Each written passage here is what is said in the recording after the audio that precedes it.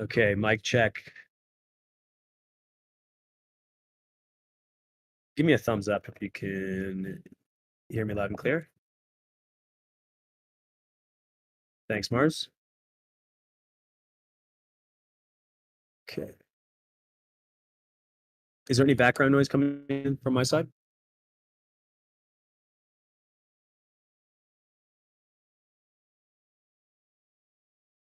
Okay, that's great.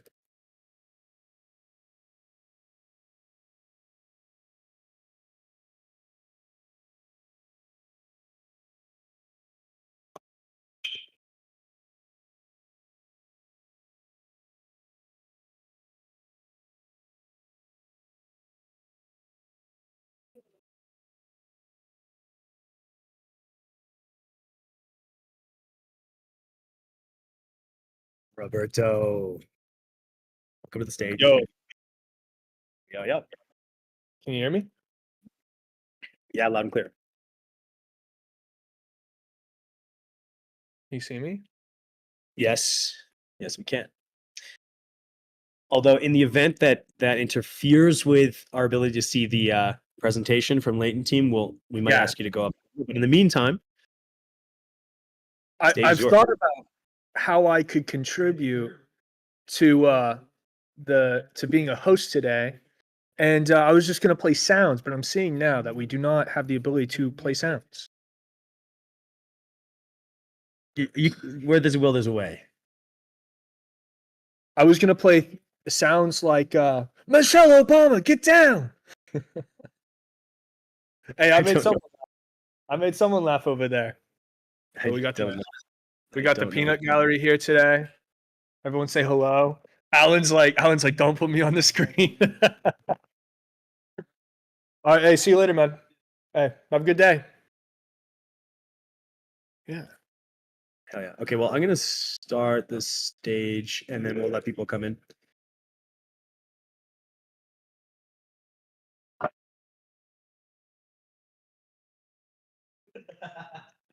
This looks like it's needed. So that's just a service teapot, right? So I think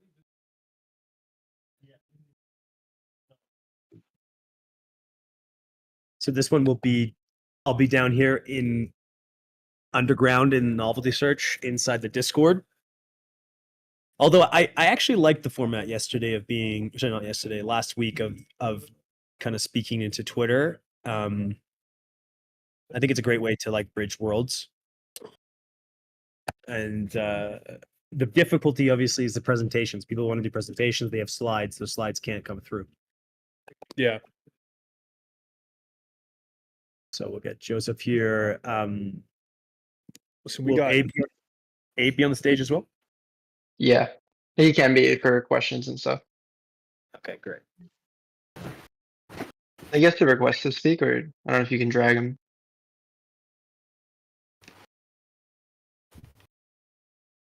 As Morris said, the Discord chat is the best.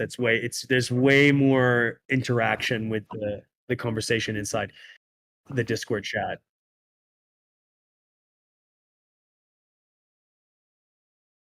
This is our home.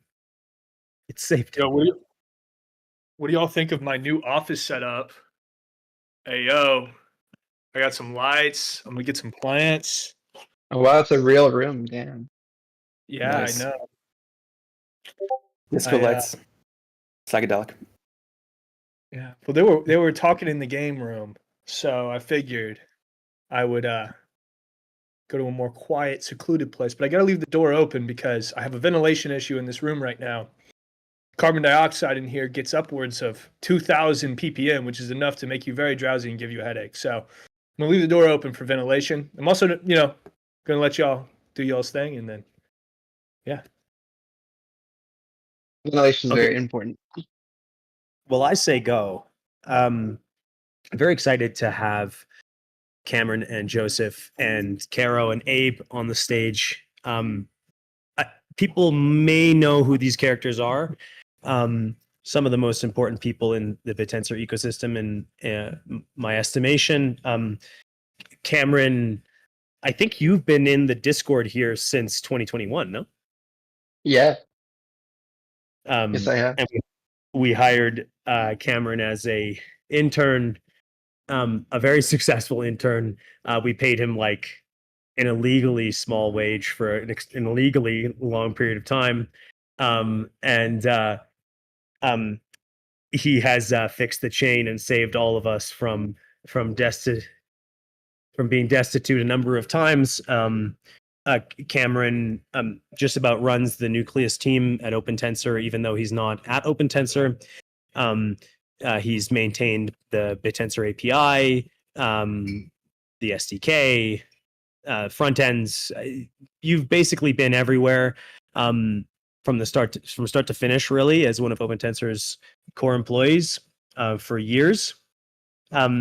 And when OpenTensor was beginning to be decentralized, when we were starting this process about a year and a half ago, we said, "Hey, look, everybody, we're going to try to break apart OpenTensor into a set of different teams that that can sustain themselves." So, your jobs are quote unquote like under threat, but don't worry, we're gonna figure out how to split you off in a safe way. And really, one of the teams that came to the rescue here that actually funded the developers that maintain the BitTensor SDK, our infrastructure and contribute to the Nucleus team, super important things that are very expensive and very critical for maintaining BitTensor. A lot of that was taken on by Latent, Joseph Jackson on the stage. So anyways, it's a pleasure to have these two characters. We're going to go through all the drama, but I think that the headline from me here is that these are two individuals, and not to not mention Abe as well, who Abe has been around for a while as well and working with the SDK, and you guys are going to give a lot of attention to that. But these are characters that actually have really contributed to BitTensor altruistically, and a round of applause for them already before we get to see the presentation, which we can see. So yeah, thanks, Joseph, Abe, and Cameron, as well as Carol for emceeing with me. Let's get to it. Great to be here. Thank you. Okay, you're muted, JJ. Sorry about that. Testing 1, 2, 3. All good? You're good. Nice. Yeah, thank you, Jake. I'm the newcomer. I have not been involved since the 2021 ZERP era, but I definitely tweet a lot. Hopefully that's worth something. And it's an honor to be here. Thank you for inviting us, Jake. And yeah, we're servants of the mission of BitTensor. I like to say the Latent Holdings mission is the BitTensor mission. There is no difference. And we've been around for a grand total of around 9 months. We got started in November, October last year, incorporated and started building the team. Huge gratitude to you, Jake, for trusting us with taking over a lot of the core infrastructure and toolchain, CLI, SDK, and API server, and a lot of the core stuff. Obviously, Voon has been really immeasurably valuable for the protocol and the network, and he's been just a privilege to work with.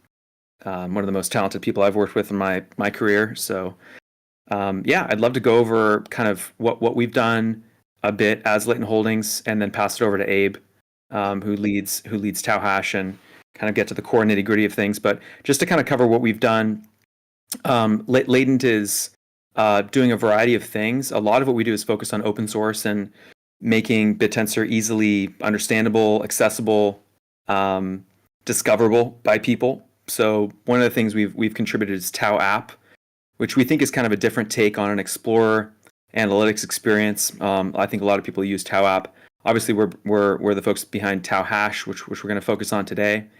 And additionally, we brought on Maciej Kula, based in Germany, and he's the founder of Learn BitTensor. Learn BitTensor is focused on really demystifying and simplifying the kind of understanding of the BitTensor protocol and what it represents and what it means for people Mache is also really heavily involved in kind of responding instantaneously to people in Discord and socials on questions they have and things they're curious about the core primitives of the protocol. And he's kind of colloquially known as the bot of the BitTensor community.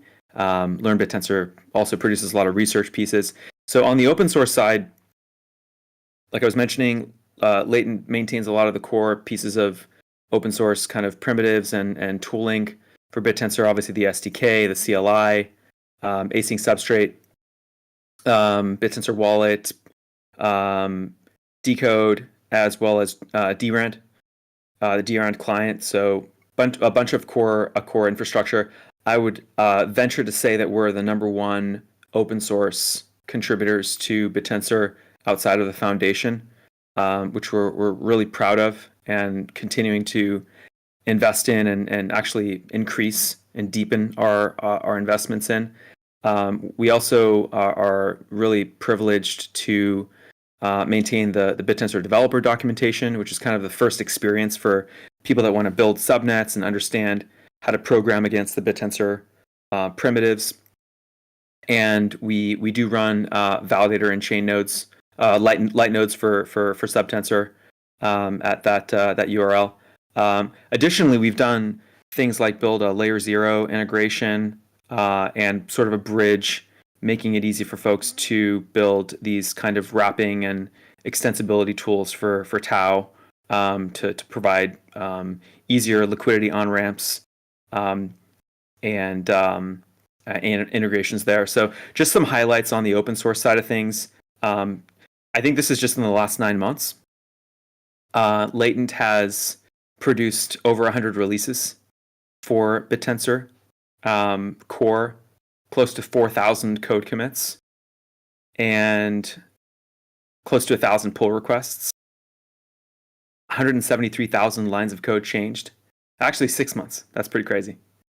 I have to give a huge shout out to Ben, Roman, Abe, Ibrahim, and Cameron, aka Voon, on the team, who are sort of like predominantly behind those contributions. It's a really massive effort driven by just really 4 people. I personally have a grand total of probably 0 open source contributions to BitTensor, other than my evangelizations. But yeah, we're really proud of what Cameron and Abe and Roman and Ben have contributed. Obviously, Clement, Xavier, Dara, Michael, Mache, Yasmin are really awesome. But we're a really small team, and just mission driven around simplifying the understanding of BitTensor, increasing the standardization, the stability of the tooling, and making it easy for people to understand and sort of navigate and explore the subnet ecosystem.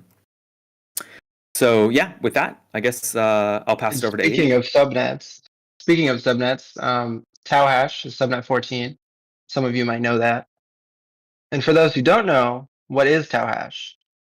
It's a category defining subnet operating a Bitcoin mining pool that's openly owned, has open access, and incentivizes miners with alpha.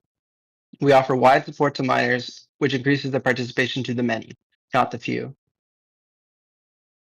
And why? Why Tau hash? 56.8% of the Bitcoin network hash rate is controlled by just 3 pools. There's Foundry, there's Ant Pool, there's Via BTC. There's a couple of the big ones. But this is a big problem. And it's not good for the Bitcoin network. It's not good for crypto in general. So we'd like to solve that. Here's how Tau hash works. Miners send hash rate to Tau hash's pool. The pool sends it to the Bitcoin network. Then the network rewards us in Bitcoin. We pass these along to the miners, and the pool fee goes to the holders of the alpha. The miner performance is logged using the pool by the validators, and the validators track it and set weights onto the chain on the BitTensor network. BitTensor runs consensus, and new alpha is emitted. It goes to the miners for their work, and it goes to the validators for their efforts. So, miners pool hash rate and get paid in alpha. Mined Bitcoin is sent to the miners based on their shares, and the pool fee is kept by the subnet. the pool fee is given to the holders, returning them value on their stake. And also on our roadmap is a hash rate market. Hash rate will be sold by a smart contract and sent to the highest bidder. This monetizes the hash rate immediately and at a premium. Tau hash is also scalable. Using this simple equation, the current alpha price and the hash price of Bitcoin, we can calculate a theoretical maximum hash rate that Tau hash can incentivize. This is the maximum hash rate that the subnet can support via incentivization. And currently it sits around 72 exahash, assuming a $7 alpha price and roughly $57 hash price for Bitcoin. This is a comparison of the supported hash rate versus the current Bitcoin network hash rate. At the current price, we're around 7% of the current network hash rate, and this will scale linearly. You may be asking, why should I mine on no hash? We have the lowest pool fee in the market at around 2%, and we expect to lower it over time. We have lightning payouts with low thresholds, and they're frequent, sometimes daily. They have incredibly low fees. We also serve external miners. These are Bitcoin miners that are not connected to BitTensor, who will benefit from the lower pool fees. We're transparent about our metrics, about our accounting, and about our code. All our code is fully open source and auditable. We offer open source to miners and alpha holders. We also have open ownership, including decentralized governance led by the holders, on-chain voting, and again, the code is open source. You can contribute to it. You can see what's happening. We're permissionless. There's no sign up. You can get straight to mining immediately. Everything's on-chain. Some recent updates. We've been working hard over the last month to revamp the project. There are a few key changes we've made, and we'll go over why after. We've updated the incentive mechanism. We no longer rely on validators to return value to the subnet. Instead, we return the Bitcoin directly to the miners directly. This method is also favored by typical Bitcoin miners, which will help us attract more of them. We've added lightning payouts to attract smaller miners and reduce costs on fees. We've also upgraded our pool infrastructure to be more scalable, add broad support for hardware and firmware, and also NiceHash and mining rig rentals, and support custom mining setups. There are a few problems with the older design, so there's a lot of reasons why we moved away from it. The first one is scalability. The hash rate was capped artificially by the subnet price. So if you recall that equation I shared earlier, if we were giving out all of the value of the hash rate as alpha, there's only a certain amount we can ever incentivize, which means we were way lower than the 73 exahash that the maximum is at right now. And that also means that price movements had immediate impact to the hash rate, which can possibly create a downward spiral. We're much more tolerant to that now. There was also the problem of trust. We trusted validators way too much to return value. We've removed trust where possible, and we will become further trustless over time. There's the problem of buybacks. Buybacks return value to stakers unevenly. This allows some to benefit only themselves rather than all of the holders. Lastly is currency risk. We eliminated the problem of currency risk, where if the Tau to Bitcoin conversion drops, the subnet would be impacted. And right now, it won't see much of an impact from that because we don't rely on it being returned fully. And now for the future of Tau hash. Coming around end of Q3, which is this quarter, we're hoping to distribute some of the Bitcoin pool fee to the holders. It'll likely operate from a claim system using on-chain commitments. And we will replace this in the future with a smart contract, so we remove the trust of ourselves in the system, which is very important. Holders may optionally receive Tau, which would offer flexibility for those not wanting Bitcoin. We're also developing a smart contract to custody the mined Bitcoin. This will remove trust to us as subnet operators from the system. It makes miner payouts more verifiable, and it will make distribution to holders fully trustless. We will also be developing an EVM-based hash rate marketplace. The market will sell hash rate trustlessly to the highest bidder over the EVM. Purchaser funds will be prepaid and sent quickly to the subnet for distribution. It'll fund miner payouts faster and at a premium, and also gives holders a higher premium on the hash rate that they're incentivizing. The market will be directed by the holders. Holders can dictate a floor price at which we will only mine to the subnet pool, and otherwise we will sell it to the highest bidder.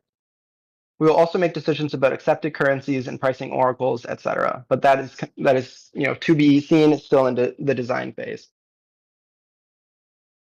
We will also be decentralizing the pool infrastructure. That way it's not just hosted by one organization. We want all the infrastructure to be fault tolerant, to be trustless, and to be distributed. Likely, validators will end up hosting endpoints, but we are still in the design phase. So again, this is yet to be known. Does anyone have any questions? I may have gone through that pretty fast. How can I invest, Boone? The top comment. You guys know. So okay. When Tauhash first hit the scene, it was quite a splash, right? It's actually been sort of like a 4-month splash. Let's go through like the story of Tauhash. Like, first of all, where is the drama? Why was there drama? Like, what was the original design? What did we learn about that? Because I mean, I can tell the story, but I think you guys should tell the story. Yes. So the original design was supposed to be very simple, right? It's similar to a couple other subnets that are currently existing, which might show you problems. But anyway, those subnets and the old version of Tauhash would try to encapsulate the entire value of the production of hash rate, like the entire value of that hash rate within the amount that you're emitting to miners. And I'll go back to the equation that I had so we can see it easier. So this is part of the scale issue, right? This is one of the issues. So if you take the price and you multiply it by the maximum miner emission per block, which is 0.41 alpha, you can't emit more than that ever. You can emit less than that through burning, but you can never emit more. There's only 7,200 blocks per day. And if we assume that we're giving 100% instead of this 0.5%, and you divide it by the hash price, you get so much less than 72 exahash. You get a very small amount. And also now you have this cap, right? Which means, again, if you were to, I don't think I say it here, but yeah, if you were to lower the price, say somebody were to sell a lot, like a big holder, big miner, then suddenly the hash rate just dips, right? Because people are adjusting and they can't get rewarded more by your subnet. You can't just print more alpha than the current max, right? So you can't actually incentivize the current amount. It's not sustainable, right? There's also a problem with the validators. That was a big problem. So the validators, we were trusting them for some reason. Horrible design, looking back, but we were trusting them to return value to the subnet. This is actually, it's interesting because a lot of subnets kind of operate on this idea of the validators are gatekeeping the commodity because they have the stake weight. So since they're the stake weight, or at least the representatives of it, so they're the representatives of the stake weight, so miners listen to them, so they should gate it. So they should sell the commodity, right? And they should have access to it. So through doing that, they will then hopefully monetize it and then drive value back into the subnet because they want more of this bandwidth. They want more of this commodity. They want more access.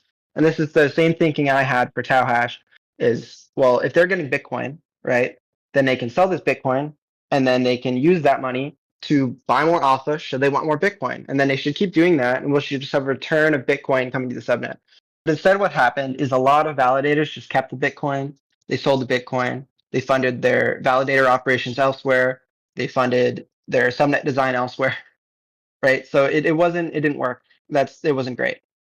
And then another issue was the buybacks. So we were doing buybacks, and we noticed that people would MEV them. We noticed that people would like not sell, and then over time just the price dips. So you never actually return the value to holders. It doesn't work as well as something like an airdrop did. And this was something that I was told by one of the Tauhash holders, and he made a really good point about it.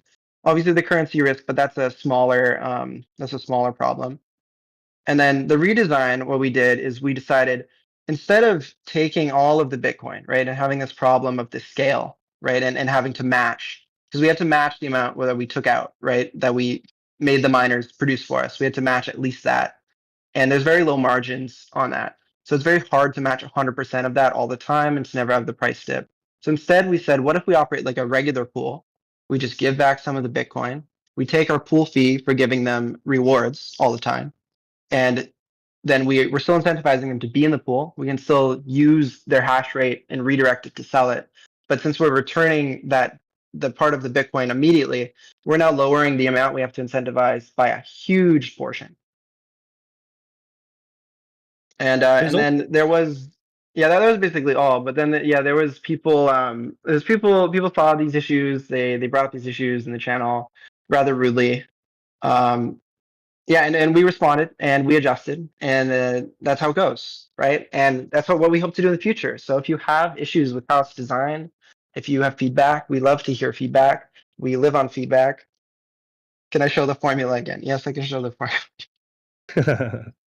Well, there's the original design, like the issue that I had with it was that the original plan for BitTensor was to take the efficiency of Bitcoin and apply it to other things. But in so abstracting the concept of Bitcoin mining, we also make it somewhat less efficient. There's just a lot more fuzzy. There's a lot less consensus. There's all of these like market inefficiencies. Whereas Bitcoin mining, the hash rate market is probably the most efficient market in the world, right? And I think that, and so you guys, the original design was like, okay, we'll pay you for the Bitcoin you can mine, but the cost of that Bitcoin is just about the same amount that you'd have to pay them, if not slightly more. And with the inefficiencies of BitTensor in place, it just creates downward pressure on the price forever, because you're never going to be able to make as much Bitcoin with a less efficient machine. I mean, and there was some margin aspects like 2% here, 2% there, but it was very minimal. But you guys don't have that structure anymore, right? So because you give the Bitcoin back to the miners and you just subsidize, so you're giving the Bitcoin back to the miners, and the alpha, how does the alpha actually play a role here? So like what so we do this thing where the validators, they calculate their stake weight. Right now it'd be a rough stake weight because all of this is fairly rough. But when Ref gets his feature in about having the stake weight frozen for the epoch, it'll be much more accurate. But basically you take your stake weight, you take the alpha price, and you take the tau price, and you multiply them all together, and you can find out roughly how much a weight you give to a miner is probably going to be worth, right? And the rest of it you can burn. So or distribute to other miners, but the rest of it you can burn, right? And then that way we don't over emit value. We can emit not a precise value, but we can emit much lower, and we can emit around the amount we actually want to, which we're targeting right now around 0.5% of the hash rate value. So then miners who are mining get about 0.5% back from the amount that they're mining, and then that way they're incentivized to be registered on BitTensor, and they're incentivized to use their pool. It has a lower pool fee, and then they're incentivized to participate in the system, to take a stake in the pool, etc. So there's the pool fee, and then so alpha is the subsidy on top of so they take the Bitcoin, they also take some alpha. Yeah. So it lowers their net pool fee a bit. Yeah. And then the target is 1.5 to 1.75% is the net pool fee for them, which is lower than like basically everywhere else. We're looking to switch to this ocean mining, if anyone's heard of the ocean pool, and this lowers the capital cost for giving out the Bitcoin, and basically makes it so you reward whenever you hit a block. But the whole point is mainly doing that hash rate marketplace, because Tauash is designed after this company called NiceHash, which they financialize Bitcoin hash rate reselling, and they do really well at it. But they were doing better before they had KYC. And through decentralization, the magic of decentralization, we can take back that market share that they lost, and we can open up the ownership of NiceHash to basically everyone. And that's the huge goal. Yes, exactly. Kill your customer. Yeah. So so we're hoping to open that up, and that adds a premium to the hash rate price, right? Which makes you benefit even more than what you're actually incentivizing for. It also means miners can get quicker payouts and lower pool fees. Take us through the logic of the scaling of the hash rate being effectively infinite here. Well, it's not effectively infinite. I mean, if price goes up continuously, it's effectively infinite. But this this slide, if you can see it, So we're currently, this is based on our max amount, not the current hash rate we're at. We're far lower right now. But so the current hash rate that we can maximally incentivize at the current price, or at least at $7, is around something like 7% of the current Bitcoin network hash rate. And that would scale linearly because as price wait, increases, you wait. commit more. Wait, sorry to interrupt. We're 7% of Bitcoin? No.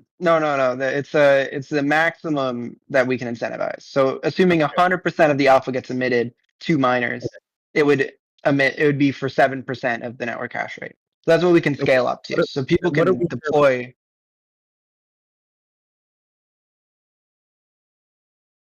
Sorry. Sorry, what are we currently? It's dropped a lot since the changes. I think we're around. Actually, I can check right now. It's live. 24-hour hash rate is about 48 petahash. 1 hour hash rate is about 95, and 5-minute hash rate is about 105 petahash. So it's quite a low percent, but it's not nothing. So it's under a percent of the network. It would be 100%, yes. 100%. And can you explain again? Sorry, I interrupted you, but like how this scales better than the previous design? And like Yeah, what so the previous design, if we look at the equation. So right now, the miner reward thing is what we're changing. So right now it's at 0.5% of the value of the hash rate that you're trying to give to them, right? That's the amount you're giving them in alpha. That's what you're targeting. You're trying to match that at least 100%, right? Because if miners don't break even, they don't want to mine. So you have to at least give them that, right? You have to give them this like some amount to do with that, right?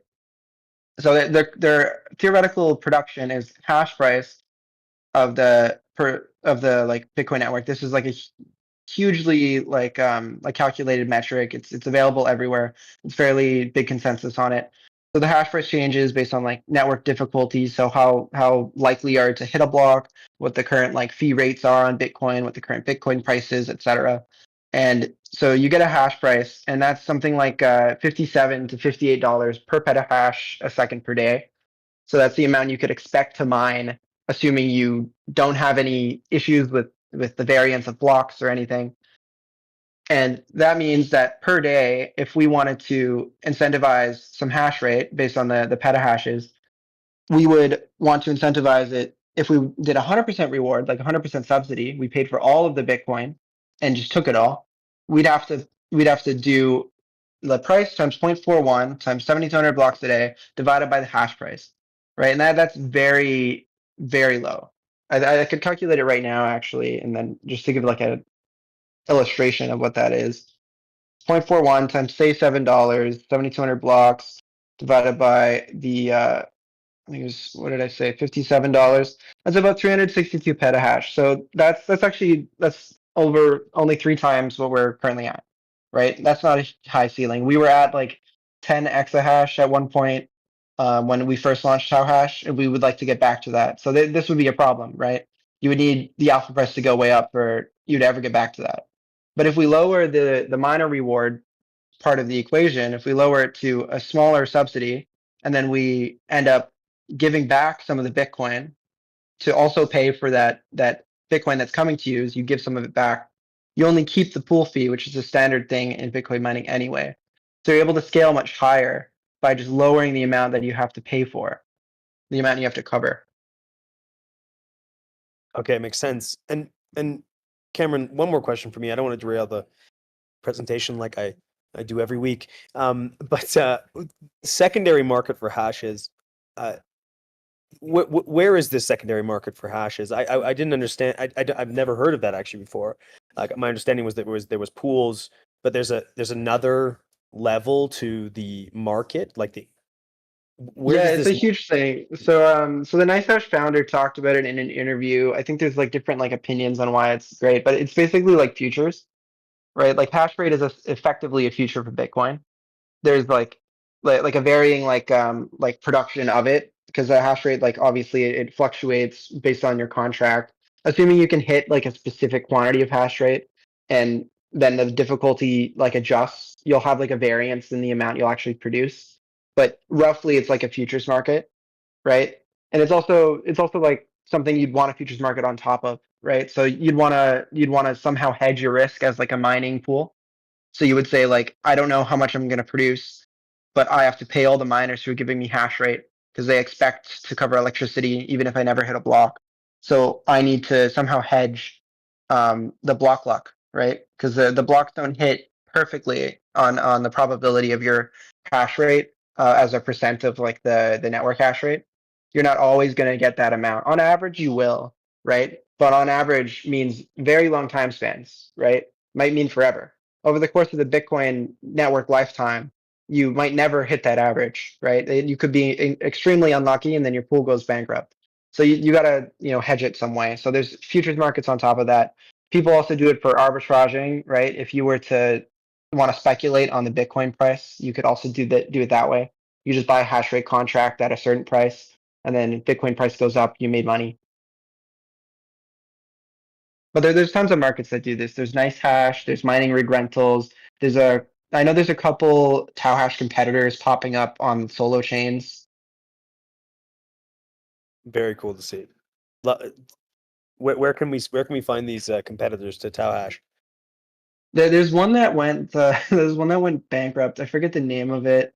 But it's because they're not designing it well, like we are. And then I forget the names of the other ones, but there's a couple on Twitter. You can like search for it.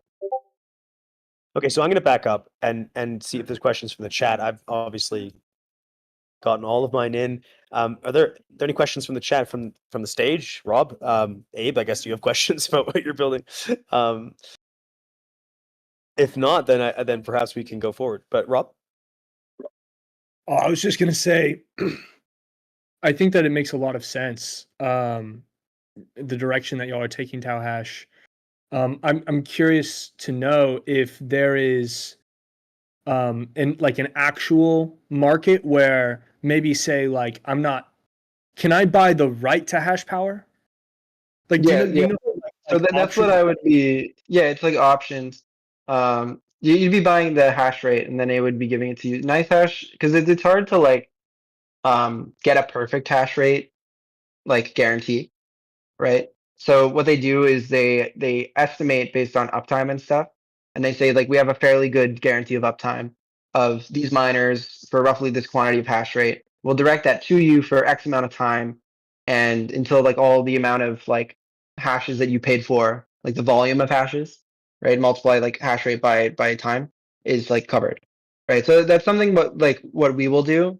Ours will be like less guaranteed because it's decentralized, but that just goes to the free market on top of it, right? So we would say like we will direct hash rate, all of the hash rate to you, for instance, or some percent, and then all the miners direct their hash rate to whatever person buys it for that bid, and the validators will make sure they do that because they get no incentives otherwise, right? And then otherwise we just have to keep sending to this person until we meet that quota, right? So there's a little bit of risk on the buyer side, and there's like things to figure out there. But for the most part, it'll be a decentralized market where you can pay in Ethereum or Monero or what have you. Yeah, I'm thinking so. At least on compute, right? This is something that I've also thought about. Where, if you're buying a node for $250 and the price slides to $2, right? You probably want to own a put on that at a strike price of $250 so that you have that downside protection. I'm curious, are y'all going to implement something similar to this with maybe like Bitcoin hash rate? Because I think that this would actually be like, if you look at the insurance market for automobiles, it's about 25% of the market cap of the automobile market. Like the entire, like if you sum the market caps of the automobile manufacturers, right? The insurance market caps for automobiles comes out to about 25% of that. And so I'm curious, like, does this market exist today where I can buy, like, if I'm a miner and let's say I go and I buy a bunch of hash rate, right? But then let's say there's like a sudden spike, I guess, in that hash rate.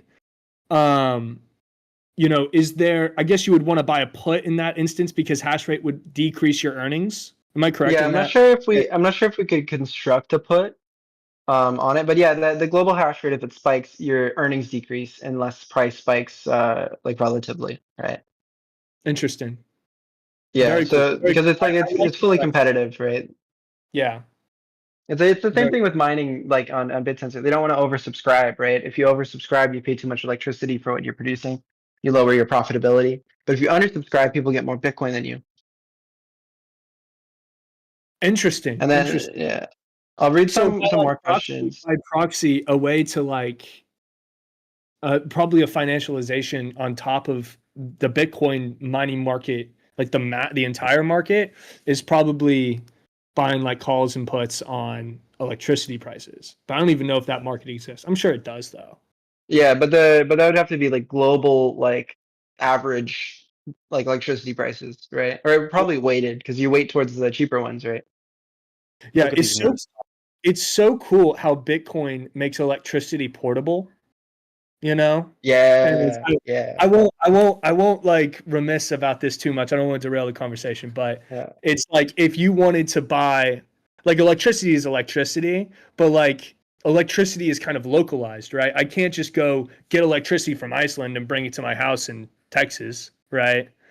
And so, but if I mined Bitcoin Iceland, then I could like transfer it to America. It's very interesting. Anyways, please continue. My apologies. Yes. So someone is asking, how is this different to 89? So 89 is one of the subnets I was speaking of at the start. So they changed. Let me go to the slide where we talk about our problems. So if we show all these problems here, so they changed when they designed it. They only changed problem 3 here of the trust invalidators.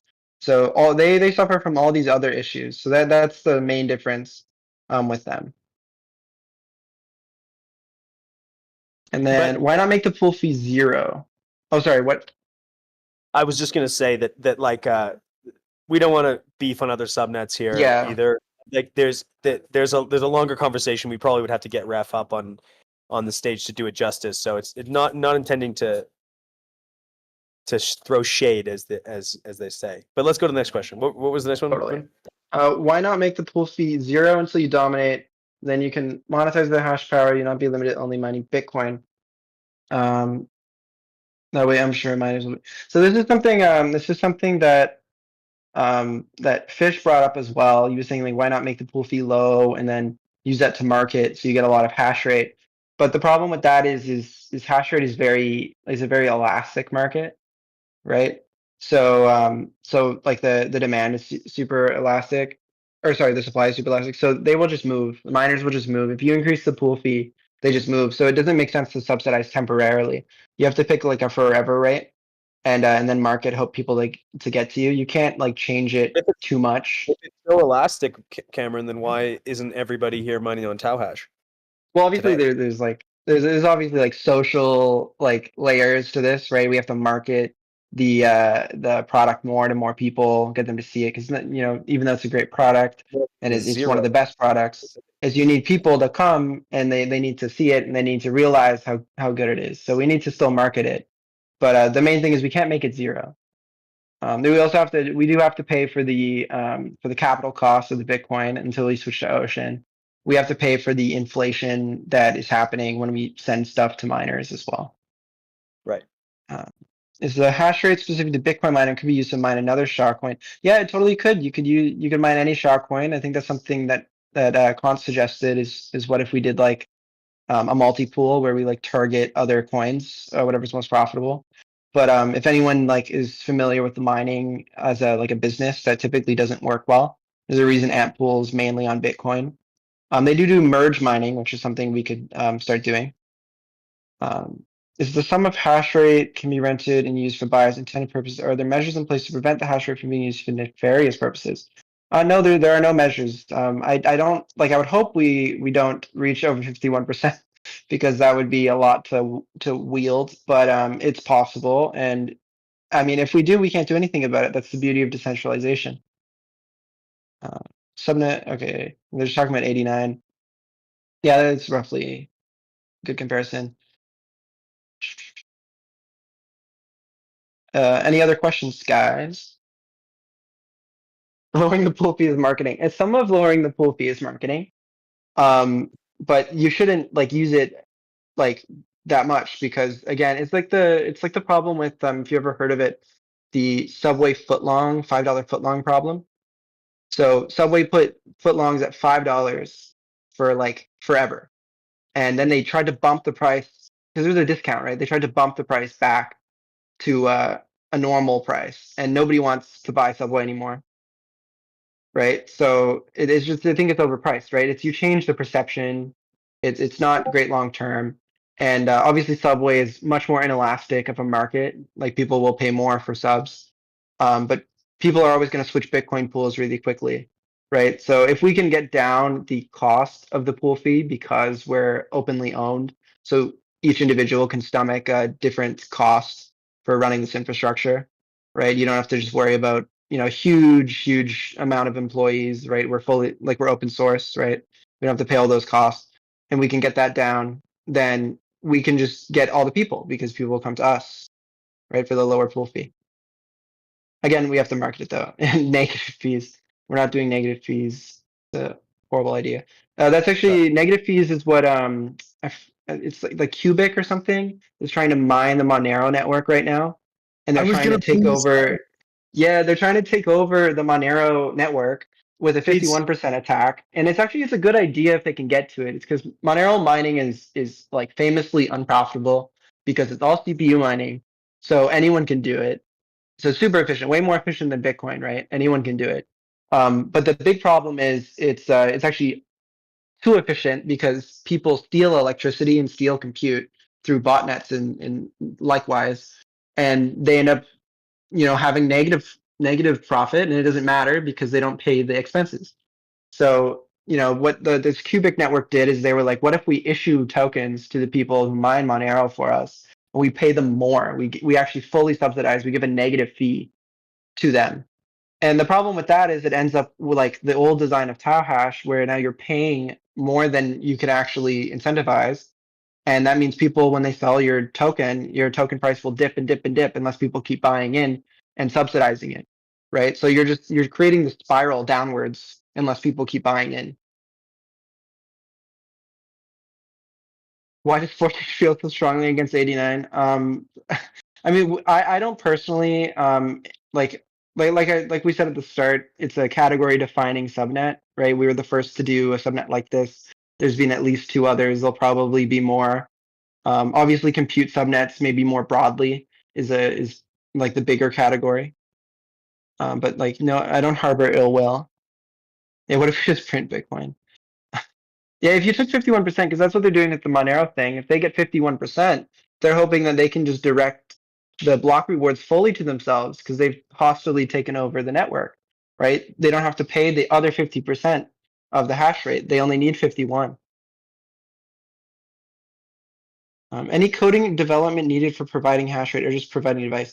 Right now, it's just providing the device. We removed like the difficulty with like who you direct it to and stuff like that, and like the need to like optimize that. Until we get to saturation, you won't really need to like balance it. What would incentivize mining companies to join if they're taking in pool fees too? We don't need mining pool companies to join. We need mining farm companies to join, right? So the mining pools would be our competitors. It's hard to compete with a bunch of different people instead of just one big, a couple of big conglomerates, right? How do you defeat the many?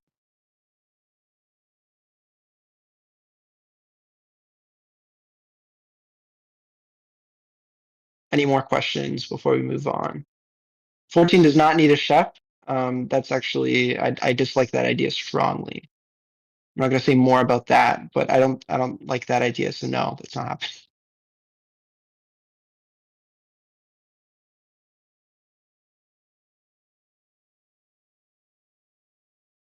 Okay, we may move on. I'm not seeing. Oh wait, how long till dashboard's live? Dashboard's already live.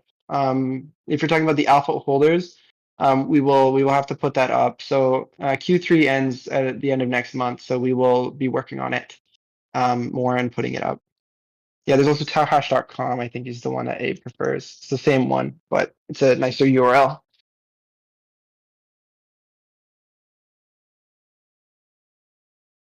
Imagine if there was a .hash TLD. Yeah, we could buy it. That would be sick. Tau Yeah, there's a hash. .zip Tau.app, Tau.hash, hash.tab. Tau.money. We're not doing we're not planning to do buybacks and burning anymore because we won't be earning as a validator, we won't be earning any of the Bitcoin ourselves. It'll all be going to holders. They won't receive Bitcoin for a month. Well, we don't throw out the Bitcoin that goes to the balance from the pool when we don't distribute it. Boon.hash, yes. Why is it so volatile? It's so volatile because people have different there's different competitors in the subnet space, and people have different understandings of it. Right? It's an asymmetric market. You'll notice a problem when you if you overpay for hash rate, you'll get people doing arbitrage through stuff like buying on nice hash and mining rig rentals, which are secondary markets that already take a margin. So you're basically just wasting money at that point. So something that happened when the reason we dipped a lot after we changed some of the design is it was no longer profitable for people to do arbitrage on in that capacity. So it dipped a lot because of that. You can still do it a bit because the pool fee is lower probably, but you'd have to be very careful about it, or you'd have to steal someone's Bitcoin to pay for it. Bitcast campaign. I'd have to check out the Bitcast subnet more and see what's up about that. Please keep asymmetry. No. Okay. We will continue with our presentation then. Almost done. Hang in there. Does everyone see that still? Yes? Okay, nice. Subnet 5. It's a Yo, collaboration time. Do you want the floor, Kara? sure. I mean, thank you. Well, yes. So we are collaborating with Leighton Holdings on Subnet 5 to do hierarchical AI pre-training. I'm going to drop a link in here right after this, which is going to be kind of a refresher for people who are unfamiliar with hierarchical training, why we need it, these sorts of things. Our main goal is to solve ArcAGI2, I would say in this exact moment. And so our mission is to pioneer a new path to AGI by harnessing hierarchical learning and reasoning through an open and decentralized collaboration. We believe that achieving human-level intelligence will not come from sheer scale alone, but from architectures that learn and think in levels, much like the human brain. This project aims to bring together researchers and enthusiasts globally to develop an AI system that learns a world model and reasons abstractly to tackle the hardest open benchmark, ArcAGI2, where current models stagnate at around 5% accuracy.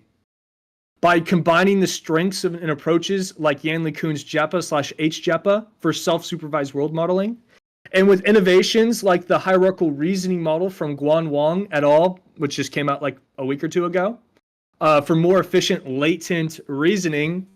Hey, latent shout out there. We will create a system that can adapt to new tasks, plan solutions, and interpret symbols with human-like flexibility. Our decentralized pre-training effort means that no single entity owns or controls the resulting AGI.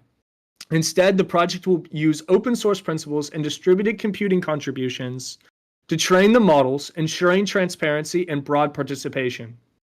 We set out to achieve what was once thought impossible, an AI that can learn from minimal examples and solve novel reasoning problems efficiently, ultimately reaching and surpassing the 85% accuracy threshold on the ArcAGI2 benchmark, a feat that would signify a major leap toward genuine general intelligence. This mission is visionary yet tangible. By focusing on a concrete benchmark and leveraging hierarchical methods, we will drive AI research forward while adhering to the principles of openness and collective innovation.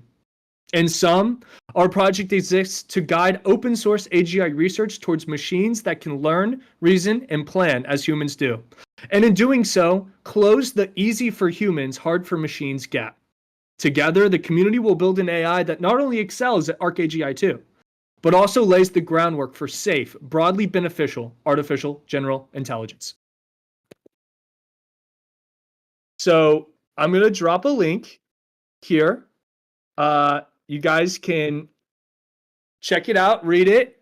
It's going to give you a broad overview of JEPA, hierarchical reasoning models, the ArcAGI benchmark, and what our vision is.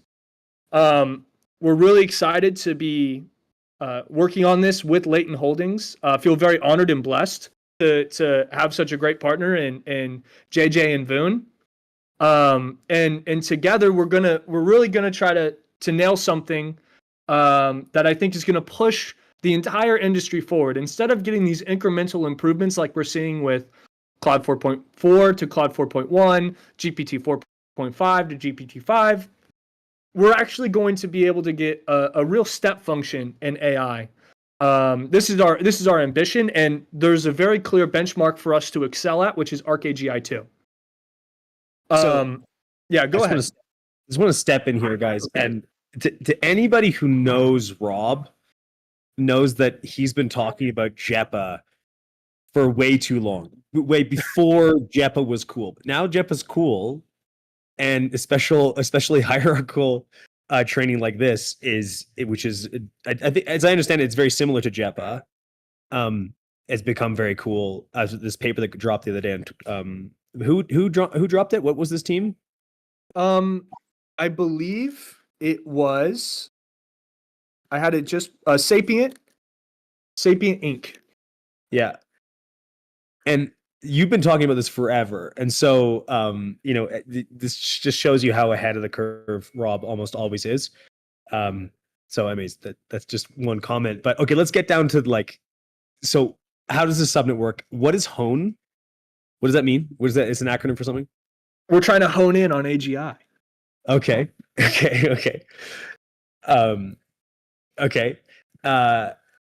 a cool name. And so what is the subnet actually doing? So okay, we're trying to train models like this. Okay, I understand. Yes. But how? So training subnet, we're passing gradients around, we have a state, it's like Templar, like FSDP, Torch Titan, S3 buckets, Hippias. What's going on? Yeah, so we're going to be doing something very similar to what you were describing just recently. But one of the real benefits to hierarchical models is that we don't need to scale to hundreds of billions of parameters. See, the issue with autoregressive decoders, and I outline this in this blog here, is that essentially purely autoregressive training is sample inefficient. These models need to see enormous data sets of text, yet still struggle with factual consistency and common sense understanding.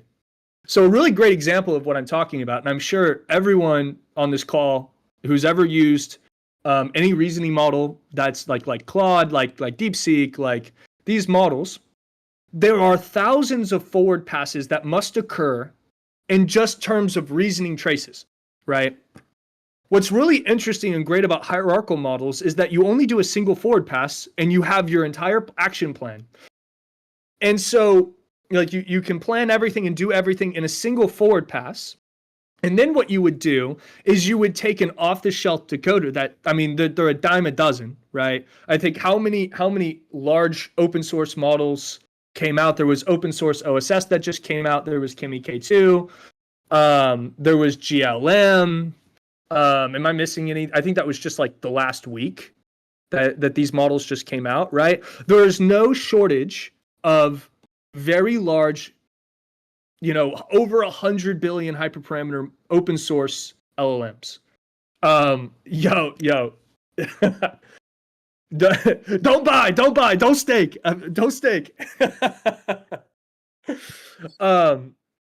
But yeah, don't stake. Because there's still, this is obviously still something that we want to be able to continue working on this. I understand it's great to see that people are excited about it, but So we don't need to train very, very large models for hierarchical pre-training. We can train a, 1 to 10 billion hyperparameter model. And the output of that hierarchical model goes into a decoder. So we're going to fine tune a decoder based off these representations that come out of a hierarchical model. And that's actually how we're going to decode it into the particular modality that we're looking for. That might seem complex, but actually I'm going to drop a blog post right here for all the lovers of. What are miners doing? What are miners doing? They producing gradients? Yes, miners are producing gradients. They're sharing gradients, all reduced style. Yes. And there's a parameter server. Precisely. It's going to take the shape of dloco. There was a paper that came out very recently, like dloco X, right? That's like, oh, we can scale to 100 billion parameters. Maybe you can, maybe you can't. There's like very interesting things like what Macrocosmos is working on with like pipeline parallelism. We can incorporate all of these strategies, but the difference here is that we're not trying to create very large models. What we're trying to create is a hierarchical model that is capable of achieving a very high score on a particular benchmark, which is ArcAGI2. And so, Rob, when it comes down to like the nitty gritty of the validation system that you're designing here, is it deterministic verification? You say, hey, produce a gradient on this data. The model, the miners produces that gradient, and then that's aggregated and checked by the validator. Are you using a Templar structure where they're measuring the reduction in loss on the batch relative to the larger batch? What's your plan here for that type of architecture around the incentivization? So we've been implementing. It will probably take a very similar shape to Templar, but I would say that the missions are very different. So I'm hesitant to put the word Templar out there as a result of that. Yet the work that they have done is really incredible. Evan, Distributed, I mean, love those guys. So it will take and we'll have a lot more of this information coming out in the next week or two with the GitHub and everything. And so I don't want to give away too many details yet, just because we're still in the testing phases with the code. It is taking a very similar shape to Templar, where we are measuring the reduction of the loss. But I do want to be clear on this call that it is not our ambition to, the model that Templar produces is a model that can work in conjunction with the model that's being produced on Subnet 5. Any autoregressive decoder model that is being trained can be used in conjunction with this hierarchical network. So you can fine tune the model that's generated off Templar. Is that correct, or it's like an adapter? Yeah. So what how it would probably work? And I was pulling up a. Okay. So here's a really, really good blog post about one of the very first versions of JEPA that Facebook trained, right? Also, I think, and this is just speculation here, but something I find I find to be true. I think a large reason around why Meta has recently, dedicated $50 billion, $100 billion. I mean, it's an astronomical sum of money to this, what they're calling an AI superintelligence team, is because they have a real lead when it comes to hierarchical models. And so I think that they've already had internal breakthroughs around this type of model. And so they've seen a lot of promising results, like the one I've just posted here from Meta. This is one of the very early versions of JEPA. I think it came out in 2023? Yeah, June 13th, 2023. So this is a couple years ago.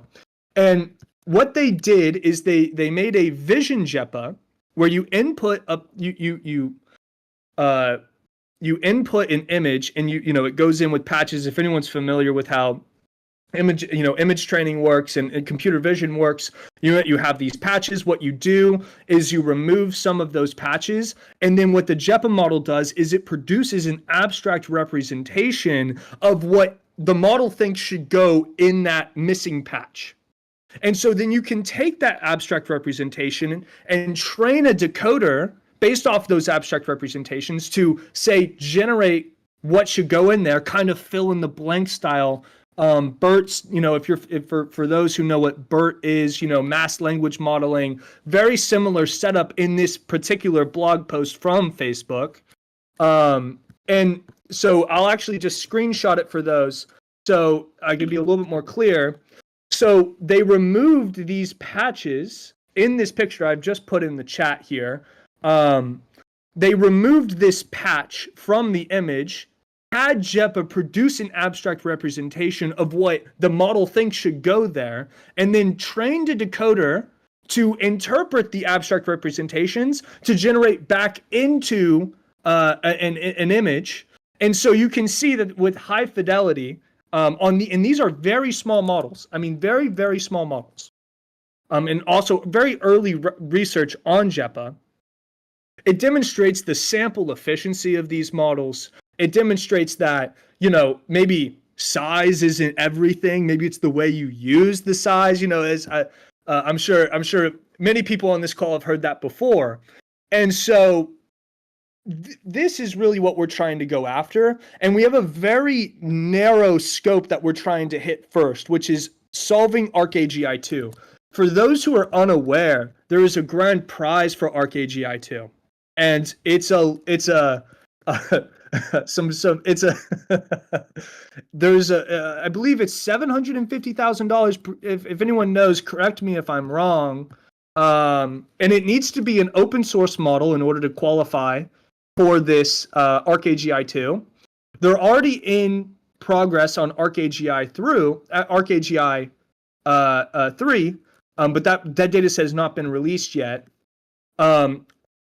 Something else that's really interesting that came out of the Sapient lab, that was that hierarchical reasoning model. They actually, it's set up differently than JEPA, but it's the same sort of concept between HJEPA that's described in the 2022 paper from Yanli Kuhn. And I will say that if you go read the autonomous machine intelligence paper from Yanli Kuhn in 2022, it is quite hand-wavy. It's highly conceptual. However, I think there's a lot of wisdom. I think that Yanli Kuhn is thinking about it in the correct way. And we can see that furthered by what Sapient just released with these hierarchical models, where you have a sort of slow method and a fast method. And what's really cool about that is that you need a single forward pass. Now, with the 27 million hyperparameter model, that's something that can run on your phone. That's something that could run on a laptop from 10 years ago. With a sized model like that, they were able to achieve a 6% accuracy on ArcAGI2. Now, I do want to add a caveat here, because there was some confusion when the model came out, that there is, as a part of the ArcAGI eval set, there is an eval train set, and people thought that they were training on the test set, but it's actually like a part of what you're supposed to train on. And they were able to achieve a 6% score on ArcAGI2 with a 27 million parameter model and only 1,000 examples. This demonstrates the sample efficiency, a proof of concept of the sample efficiency and the sizes required to actually achieve something that's better than these 100 billion parameter models. It's truly incredible. And so I would say that a lot of whether it's in the open source AI space that we see with Kimi, that we see with DeepSeek, all the way to what we see here in BitTensor as well with Templar and Macrocosmos, and I think there's a couple others. One, I think, what was it, Subnet 38, Jake? Am I wrong? There's a distributed training subnet. Yeah, I forget the number. 38. Yes, sounds right. And so we can use the models that are being trained on there as our decoders for our hierarchical model. And it would actually be very cool when we do the submission because there is a compute cost to this as well, this competition. So it has to be very cheap. You can't just like brute force it with an OpenAI model, right? Nor would an OpenAI model, unless it was the open source model that just came out, would qualify for that. So, and all the Anthropic models, OpenAI models, GPT-5, these won't qualify for ArcAGI2, nor do they score very well on it. And it's because, and if I would actually like to show something on the ArcAGI2. This is from the blog post, and I'm actually going to put this in here as well in case anyone wants to read about it. But it's supposed to be very simple for us, like for humans to look at this and determine what the global rule set will be. And yet current autoregressive decoders have real trouble determining what those global rules are. And so we believe that with a multimodality hierarchical model outputting abstract representations that are then decoded into a particular modality that is needed by the ArcAGI2 benchmark in competition, by winning this competition, we're going to be able to lay the groundwork for a much larger model that can really be a step function in the AI space. And it's something that not a lot of people are working on right now. I would say that Meta is probably the only big lab working on it. There's Sapient, which is making good headwinds here. And so I really think that this novel innovation can come from the BitTensor community, where BitTensor is making state-of-the-art contributions, not repeating the paths and walking down the path of where frontier labs have been maybe a year ago, 2 years ago, but somewhere where no frontier lab has really published anything outside of some very cool toy models and some nice blogs and some nice papers. We're talking about something that we can get into the hands of everyday people, powered by BitTensor, trained on BitTensor, completely end-to-end, done by this network. I think that this is something that is really beneficial for not just the network, but for the greater AI space as well. And so we're really excited about this partnership, and we're going to have a lot more information coming soon. The GitHub repo will have a sort of testnet running. Another goal of mine is to start very small, so that the competition itself, when it comes to competing, is not so expensive. So researchers who are, on a 4090 budget or a 3090 budget can still participate in a system like this. I think that something I've been working a lot on, at least on Subnet 4 with Targon, is our networking capabilities. Determine, you're really trying to go do data center to data center training, which we've successfully done. So there's a lot of code that I've taken from there, which is a part of our strategic business interests with Targon, that we're going to be open sourcing here over on Subnet 5, for lower bandwidth communication. And what's great is that we, because the models that we're training are not so big in the first place, and yet incredibly powerful when coupled with decoders, or just on their own. I mean, is something that I am really excited about is the applications for robotics. This is something that's really near and dear to my heart. As Jake, I'm sure you know, we have Bender here in the office. This is a model that we'll be creating a world model that can then condition decoders that output torque actuations, for example. And so we can have a completely end-to-end system, allowing it not a dumb physics model like you see with the Unitree videos, okay? I mean, you look at these videos and you say, okay, it's really impressive, but these are just physics models from Mujoka. This is not something where I can tell it, hey, go get me a leisure hydration out of the fridge. And this is something that would have to be handcrafted, and this is going to solve a lot of really big issues in AI right now, and I'm really excited about it. So I appreciate everyone allowing me to monologue here, thank you. Great monologue. This is super exciting. I just want to say, like, one of the most amazing things about the way in which BitTensor moves is that we're always capturing the movement in AI. Like, we're always right there. And like, hierarchical models are really exciting. And this is going to be smaller models, right, Cameron? And who Rob, so like, who's actually running the subnet? Is it Latent Manifold together? Like, but which part of the team? Like, what can we know about this? Yeah, so deal? This is a real partnership in every sense of the word. we're contributing resources. Leighton is contributing resources. We're going to be working on this together as a joint venture.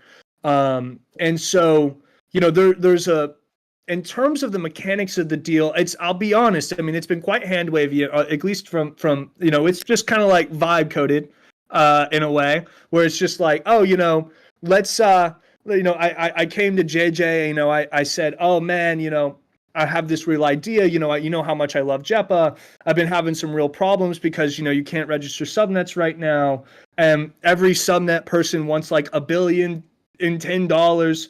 I got quoted $100 million. I mean, it was crazy. It was crazy what these prices were, And so I went to JJ and I said, JJ, I would really love to do this idea. This is a real problem. And JJ said, you know what? I'd love to work on this with you because this is something that's really near and dear to my heart. And so, we're really excited about this partnership. And, also you got to say, I mean, subnet 4, subnet 5, I mean, it's a kind of a match made in heaven, wouldn't you say? Yes, for sure. And so compute on subnet 4 will obviously, it'll be possible to mine subnet 5 with compute on subnet 4. Of course. And in fact, with our 7.0 update that's coming out next week, we've been doing a lot of testing. This enables a heterogeneous amount of compute onto the subnet.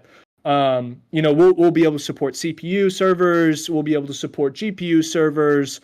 We'll be able to support pretty much any type of compute you can imagine on the subnet.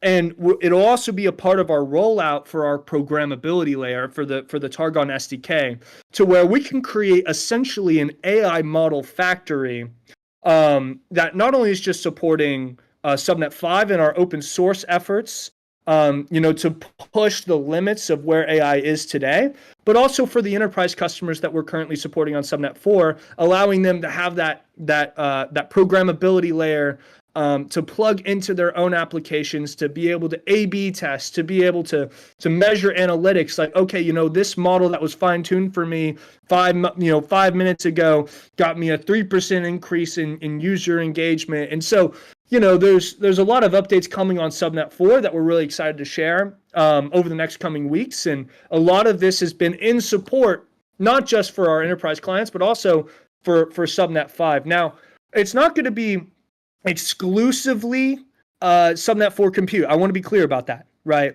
It's bring your own compute for sure.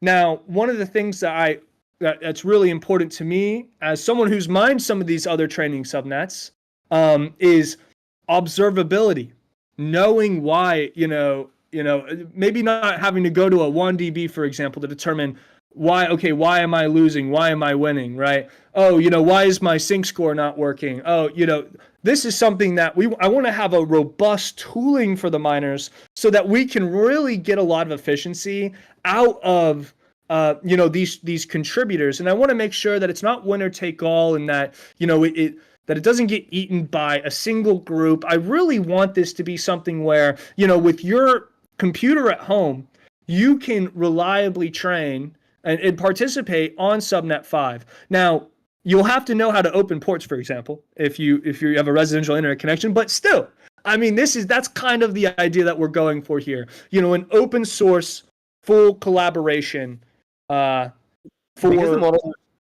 Because the models are smaller, does that mean that you can have multiple training runs at the same time? Oh, certainly. But I will say, for us, we have a real objective here. And that objective is getting the prize money for ArcAGI 2. So, yeah. We want to win. We're not here, very hand wavy saying, oh, we're here trying to contribute to open source AI. I'm saying that in a very discrete, definitive, measurable way, we're going to be contributing to open source AI by solving the ArcAGI 2 benchmark, which no one has solved yet. And you have a very clear mission. And so the models are small. They're also sample efficient. So is compute the commodity that a subnet like this is focusing on, or is it something else? Is it more like the ability to the fine tuning hyperparameters? Like, how big are these models? Like, can you give us an understanding of how long it takes to train one of these models that supposedly could beat RKGI? So we're talking about rapid innovation. We're talking about something that we can go 0 to 1 very quickly. Because, for example, you could train what came out of the paper from Sapient very recently. You could train that on H100, H200 very, very, very quickly. You know, you could be doing batch sizes of 256, 512. I mean, we're talking about incredibly large batch sizes, so we can train rapidly, right? And because we're solving this benchmark, we can immediately have feedback from the road. Like, you're driving a car, you're in a race car, a cup car, and you hit a bump, you hit a rock, and you feel that immediately. You have that responsiveness, right? And so by going after a very narrow and discrete problem like solving ArcAGI2, we can rapidly innovate and iterate on the models that we're producing and the intelligence that's being produced on the subnet. Very cool. And but Rob, if the model can be trained so quickly and on a single H100, what's the purpose of doing a distributed training network? I mean, I guess maybe like this is more of the details of the specific subnet, but pre-training subnet like Templar or IOTA, they're specifically designed to hit extremely large parameter counts, and that's why they need to aggregate compute from a set of different data centers and providers and contributors. But is that really the dimension that needs to be optimized with something like small models like this? So what I would say is that, yes, those subnets are designed to scale, but that scale comes at a cost. And that cost is bared by the participants, the alpha holders in that subnet. What we want to be doing here is we want to be very grounded, and we want to be rapidly iterating on this benchmark.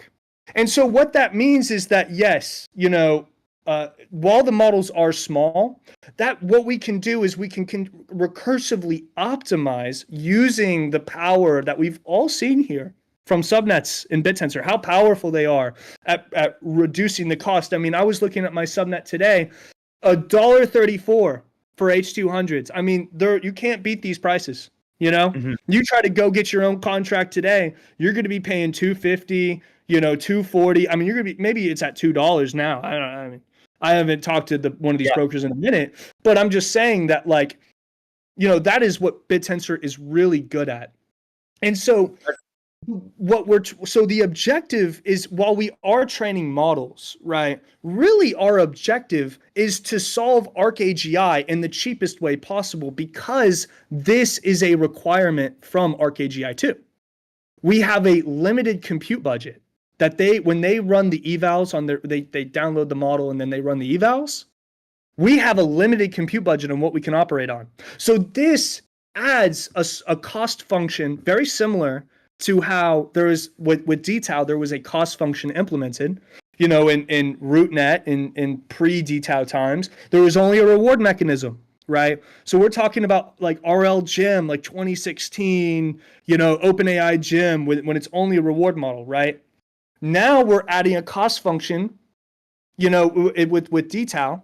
And so as a result of that, right, I mean, if we're training very small models using inexpensive hardware and yet beating the state of the art, I mean, this is something that really could only be done on BitTensor by leveraging the power of subnets themselves, by leveraging the power of an incentive mechanism.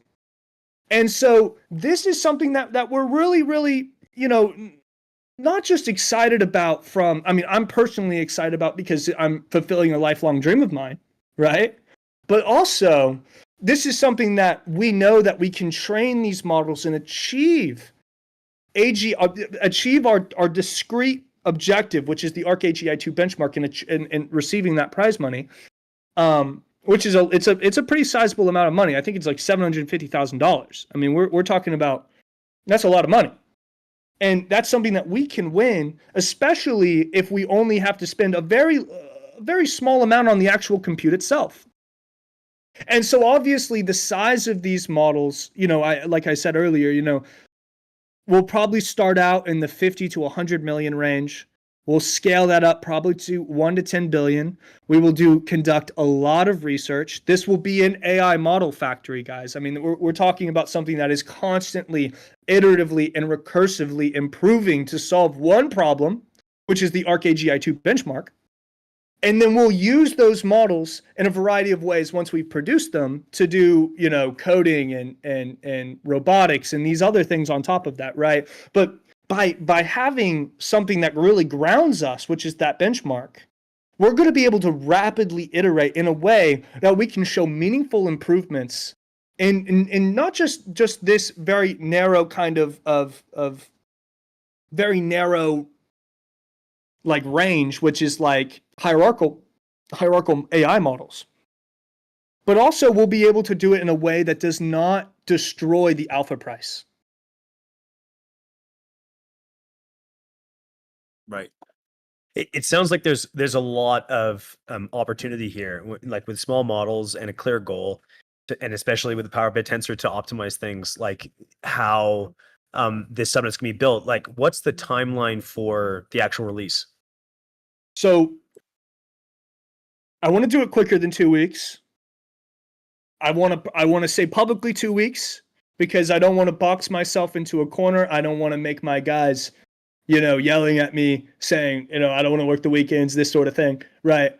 But I want to commit to 2 weeks, right? We will start the AI factory. Maybe that would have been a better name now that I think about it. We just call it AI factory. But so I want to say 2 weeks. It might happen quicker than 2 weeks. If you're interested in participating in this subnet, if you're interested in pushing the limits of where we are today on open source, AI and AI in general, I think subnet 5 is the place for you. If you don't have $50,000, $100,000 to be able to rent a cluster on H200s to train a very large model, this subnet's probably for you.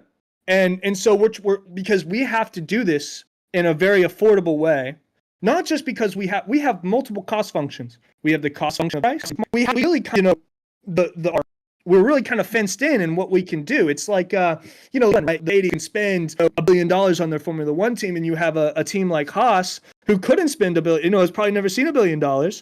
And so, you have to implement these price caps in order to make the competition competitive, right? That's the same thing that they've done on ArcAGI2. And so I think that this is really a way, to push the entire industry forward in a way that doesn't break the bank. And so this is, something that we're really excited about. And thank you.